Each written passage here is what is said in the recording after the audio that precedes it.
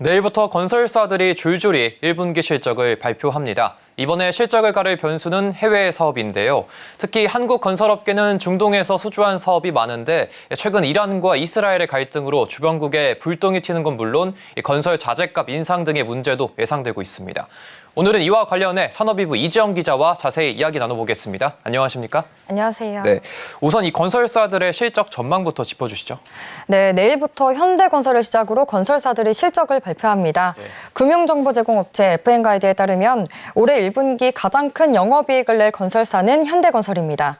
매출액과 영업이익이 각각 8조 3천억 원, 1,972억 원으로 전망됩니다. 이는 전년과 비교해서 각각 37% 그리고 14% 증가한 수준입니다.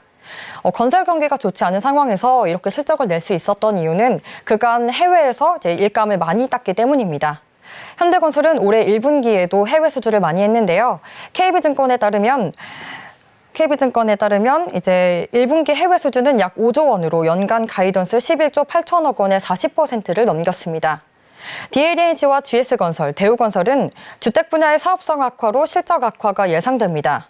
DLNC는 매출액 약 1조 9,099억 원, 또 영업이익은 859억 원으로 전망됩니다. 지난해와 비교하면 매출액은 3.2% 증가할 전망이지만 영업이익은 4.7% 줄어들 것으로 보입니다. GS건설과 대우건설은 각각 약 57%, 21% 줄어든 679억 원과 1,399억 원의 영업이익을 달성할 걸로 보입니다.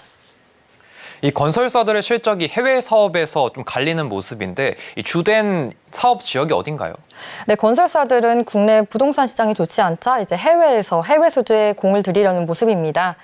국내 주택 사업 비중이 컸던 GS건설의 경우에도 다시 해외 사업에 공을 들이려는 모습인데요. 최근에는 삼성 E&A와 함께 사우디아라비아에서 가스 증설 프로젝트 수주를 따내기도 했습니다.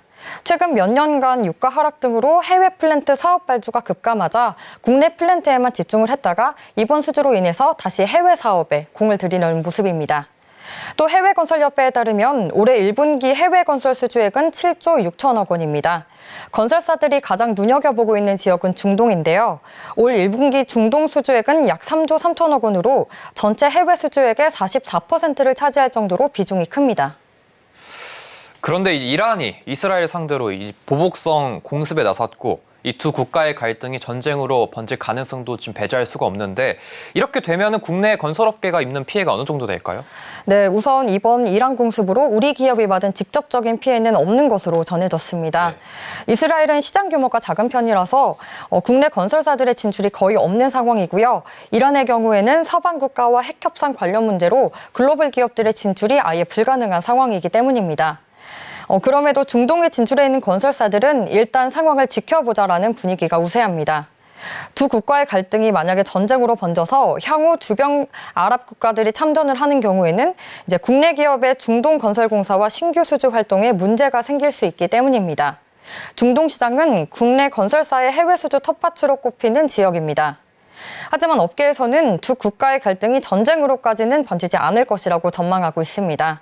두 국가 모두 추가 확전에 대해 조심스러운 모습을 보이고 있기 때문입니다. 또 국제유가가 러시아와 우크라이나 전쟁처럼 이제 급등할 위험도 상당 부분 감소한 분위기입니다. 그렇다고 해서 안심할 수 있는 상황은 아닙니다. 국제유가가 여전히 불안한 상황이기 때문인데요. 국제유가가 상승하면 시멘트 등 건설 자재값이 크게 올라서 해외 건설에는 물론 국내 건설 경기에도 안 좋은 영향을 끼칠 수 있습니다.